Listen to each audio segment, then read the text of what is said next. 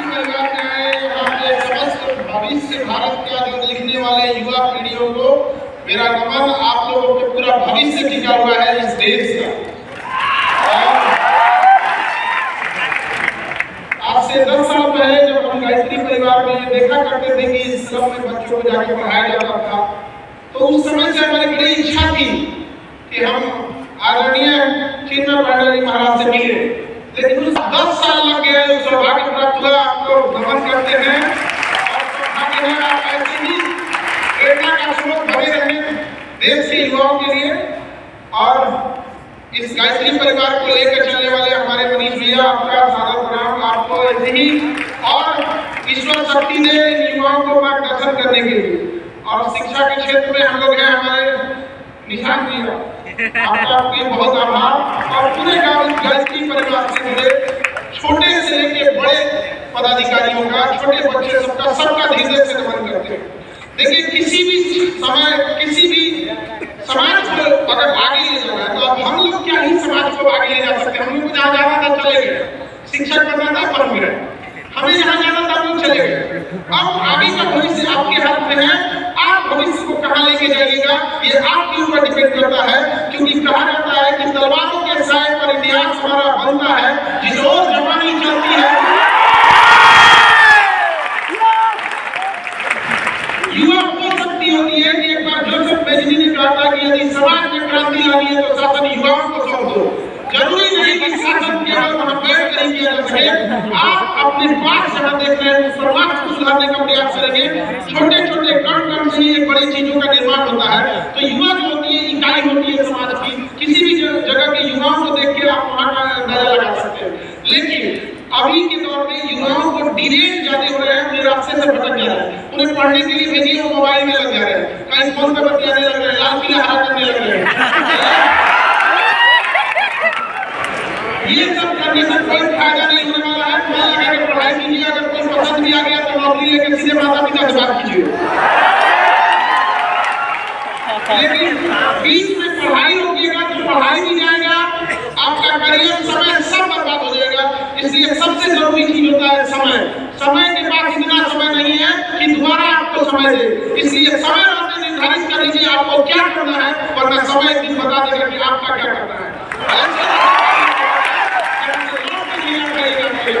समय और सद्बुद्धि बड़ी अजीब चीज होती है, दोनों एक साथ नहीं आती है। जब आपके पास समझ होती है तो समय जा चुका होता है। अभी आपके पास समय है तो सद्बुद्धि ही नहीं है। यह समन्वय जिसके पास आ गया वह समझिए कि सारी चीजों पे विजय प्राप्त कर लिया। और कहीं ना कहीं गायत्री परिवार का भी यही प्रयास होता है कि समय रहते सद्बुद्धि, समय रहते अक्षर, समय रहते राष्ट्र निर्माण के लिए योगदान दिया जा सके। ऐसे नहीं हम मंच पर जितने गणमान्य उपस्थित हैं सब अपने अपने क्षेत्र में है। कहीं ना कहीं इस राष्ट्र समाज से प्रेम था, तभी वो लोग इस प्रयास में लगे रहते हैं कि गांव-गांव से बच्चों को लाया जा सके और एक अलग युवाओं का भविष्य सुधरेगा, तभी बलिष्ठ भारत का निर्माण होगा।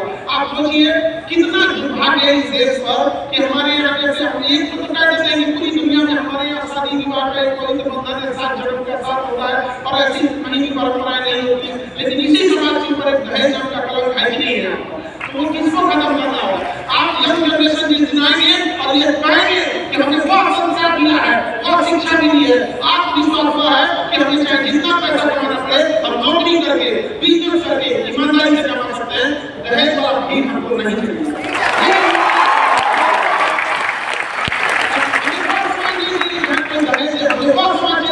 दहेज और सामने से आगे पढ़े नहीं लेंगे मतलब नहीं लेंगे। ये बात हम आप सबसे एक बड़े भाई होने के नाते बैठी हुई है, इससे हम ये उम्मीद लेते हैं। क्योंकि आज ही मेरे भाई का भी रिसेप्शन है तो हमने उनसे पूछा, हमने कभी जवाब नहीं दिया। हम लोग तुम्हें दहेज चाहिए तो बोलो। अरे भैया क्या बोलते हैं आप, सबको समाज में बोलते हैं हम नहीं लेंगे, हमने सोचा ही है तो बोले। एक बार बोलता तो हम उसका भी इलाज करते हैं। भाई का प्रेम होता है, भाई को छोटे भाई का अधिकार होता है। और आप जैसा करते हैं आपके छोटे भाई, आपके दोस्त, आपके सभी भी वैसे करते हैं। अगर हम सब इस चीज को आगे बढ़ाते रहते हैं तो काफी एक समय आएगा जब हम इससे भी विजय प्राप्त करेंगे। ये एक बहुत बड़ी समस्या है। क्यों? क्योंकि दहेज का पैसा वह पैसा महिलाओं की शिक्षा में खर्च होना चाहिए, उन्हें अच्छी नैतिकता दी जानी चाहिए, अच्छा आचरण सिखाते, अच्छा हुनर सिखाते। कोई महिला डॉक्टर बनती, इंजीनियर बनती, प्रोफेसर बनती, वो पैसा उसको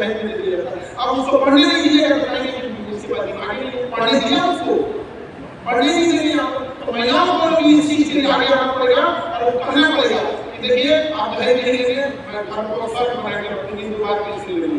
बाकी आगे का तो समझते हैं ये दोनों हाथ से होना चाहिए। और ये महिलाओं के लिए भी बहुत जरूरी है, आप अपने अधिकार हक की लड़ाई लड़िए।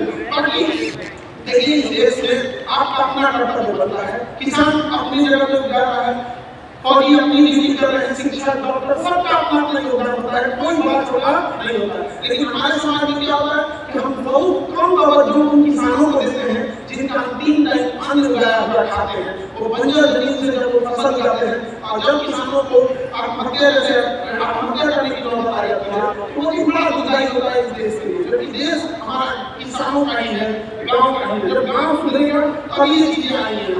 हम लोग भी जब यहाँ पटना में संस्था में पढ़ाते थे तो देखिए गाँव से लोग आते थे इलाज कराने के लिए, उनको जब ब्लड वगैरह नहीं मिलता था तो कई बार हम लोग शुरुआत की दौर में कि अब ये इसको कैसे ब्लड दिलाया जाए, अपने क्लास के बच्चों को भेज देते थे, जाओ ब्लड देके आए। कई बार हमने बच्चों को बुलाया और हमें पढ़े थे, हमने बुलाया कहाँ जाना तो सब आज को समझ गया में पढ़ाई जाना के ब्लड दे रहा हूँ। उन्होंने एक बार ब्लड कर दिया यहाँ पर, हमने बहुत इससे अब धीरे-धीरे करते-करते आना नहीं जाता, हमने सोचा काम करते हैं ब्लड बैंक ही बना लेते हैं।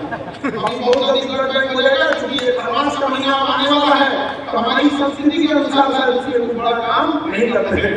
हम सब चीज लेके चलना चाहिए यहाँ पर। ऐसा नहीं कि आप आगे बढ़ जाए तो अपनी संस्कृति को ही भुला गए। अपनी संस्कृति को ही संभाल करना है, ये हमारा कर्तव्य भी है। आजकल ये जो कुछ सेलिब्रिटी टाइप हो गए हैं ये पश्चिमी संस्कृति को अपना लिए हैं और कहते हैं ये मॉडर्न है। गलत है, वो पश्चिमी है, मॉडर्न नहीं है। इनको ना पता कि हाफ पैंट के घरे घूमे रहेगा मॉडर्न है। इन चीजों को समझाना पड़ेगा, उसका जवाब दिएगा। जब आप भारतीय होने के बाद अगर अपनी बुलंदी अपनी कामयाबी को दुनिया को दिखाएगा तब लोग कहेंगे कि वो घरे घूमना मॉडर्न नहीं है, कामयाबी मॉडर्न है। तो आप वो वाली कामयाबी अब कभी भी अपने माँ बाप का सर नीचे नहीं झुकने दीजिएगा, लड़का हो या लड़की। आप सबने संघर्ष किया होगा, गरीबी भारत में बड़ी है, 150 करोड़ आबादी में 100 करोड़ ऐसे लोग हैं जो शायद आजकल दिए गए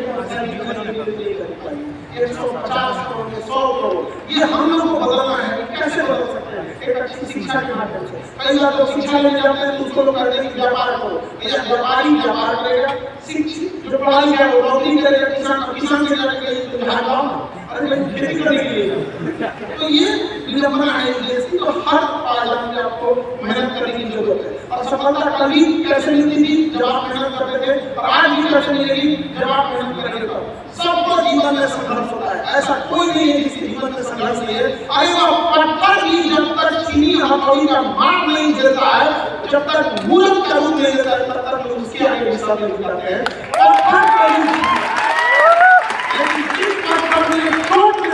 लोग उसके लाभ रख के चले जाते हैं। तो ये तो इतिहास है। जब आपको खदान से सोना मिलता है तो सोना आभूषण नहीं मिलता है, उसे आभूषण बनने के लिए ना आग में तपना पड़ता है, आग में जल के तपना पड़ता है, तब जाके वो आभूषण का रूप लेता है, तो मूल्यवान होता है। अगर नहीं तपिएगा, नहीं बनिएगा, कोई मोल नहीं रह जाएगा। अगर सूरज की तरह चमकना है तो सूरज की तरह जलने की क्षमता भी रखो।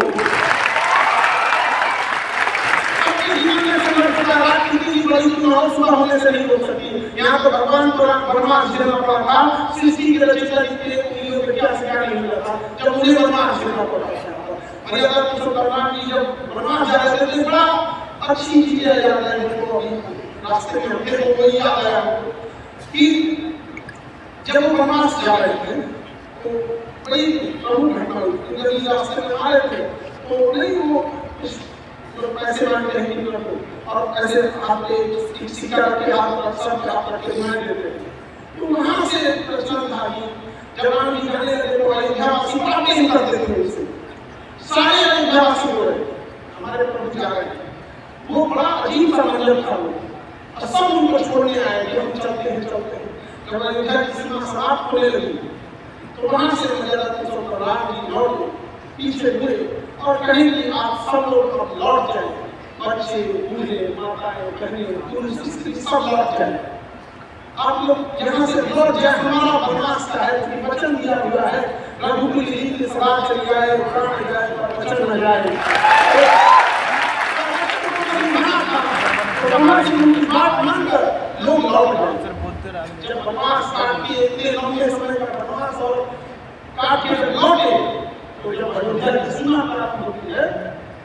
वहां पर कुछ किन्नर लोग खड़े थे ट्रांसजेंडर। तो बड़ा अचंभा हुआ कि इतने लंबे बदमाश करके आ रही हूँ और स्वागत में बस ये लोग हैं और ये एकदम सुना पर।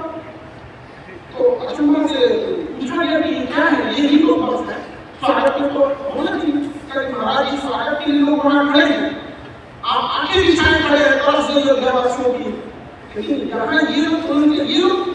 महाराज जब आप बदमाश जा रहे थे ना, उस समय आपने बोला था कि बूढ़े बच्चे स्त्री पुरुष महिला सब चली जाए।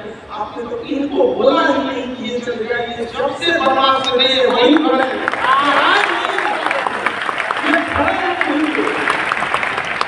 उस समय में प्रधानगिरी सर पे हाथ रखे जिसे आशीर्वाद होगी, उसका आशीर्वाद फलित हो जाएगा।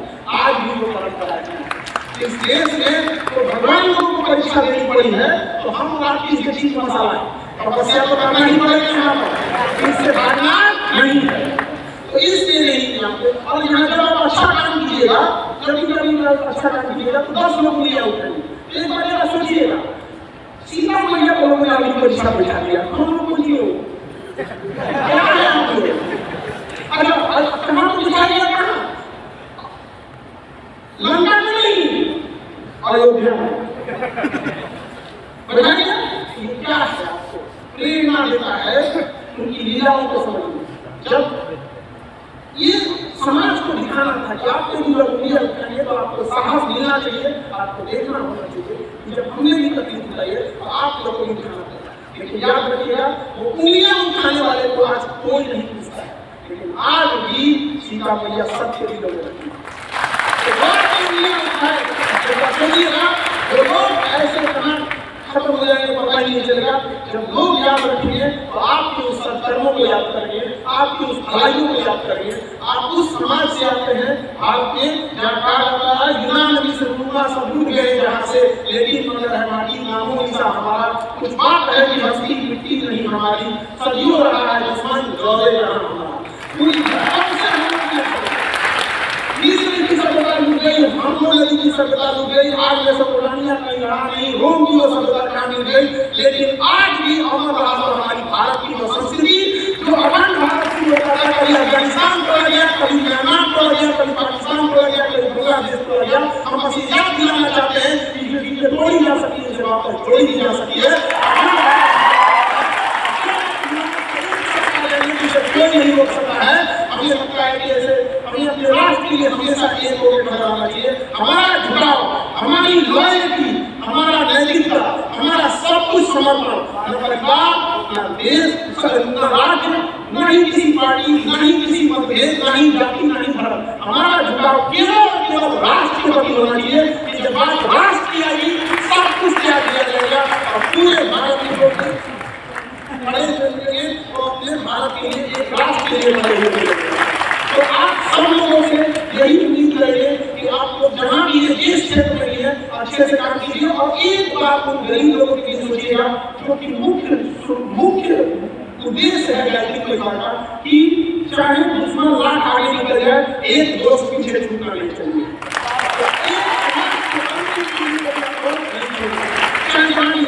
अभी हमको शिक्षक हमको तो सीमा नहीं है, हम डॉक्टर तो है नहीं, लेकिन अभी हम लोग हॉस्पिटल बना रहे हैं यहाँ पे। जब इतने मजबूर हो जाते थे लोगों को देखते हुए, कोई 8,000-10,000 में लड़ाई करते थे, हमने बोला कि आज हम यहाँ पे उसका आधा का आधा को करते हैं, जितना लगता है एकदम मिनिमम से नहीं होते। अभी हम लोग बड़ा उसमें हैप्पी हो जाता है कि उधर कोचिंग देखना है, उधर हॉस्पिटल देखना है, अभी कैंसर हॉस्पिटल के लिए वर्क कर रहे हैं, बड़ा लंबा हो जाता है। लेकिन फिर भी हमेशा याद रखिएगा, समाज के लिए जब आप काम कीजिएगा आपको थकान महसूस नहीं होगी, क्योंकि उस समाज की दुआएं आपके साथ रहेंगी। ये भारत का समाज है, भारत कोई जमीन का टुकड़ा नहीं है जिसे अंग्रेज आके बांट के चले गए इसकी संस्कृति। भारत एक विचारधारा है, विचारधारा को कोई बांध नहीं सकता है, विचारधारा को कोई रोक नहीं सकता है। आज भी आप हिंदुस्तानी पासपोर्ट लेके जाएंगे तो दुनिया आपको इज्जत के नजर से देखेगी, ये नहीं देखेगी कि कहीं पड़ जाए तो क्या हो जाए। ये हमारी संस्कृति है और ये संस्कृति को हमने हम एक शिक्षक हैं, हम शिक्षकों के बीच में हमेशा ये बात करते हैं। कई बार तो शिक्षक बना भी इस बात को